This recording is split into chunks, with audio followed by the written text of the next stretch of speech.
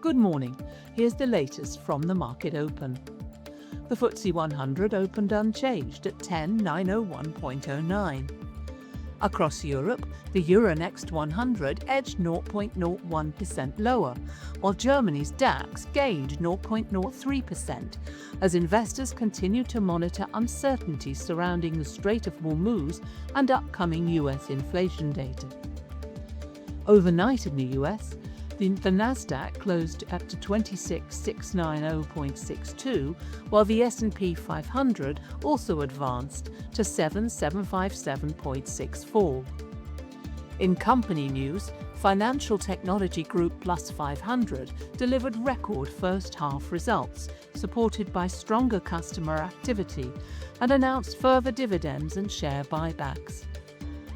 Building products group Marshalls increased first-half profit and raised its dividend despite continued weakness across UK construction markets.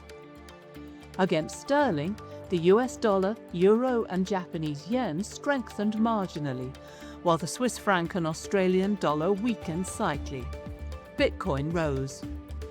In commodities, copper and gold moved higher. Brent crude gained amid continued Hormuz supply risks, while natural gas was unchanged.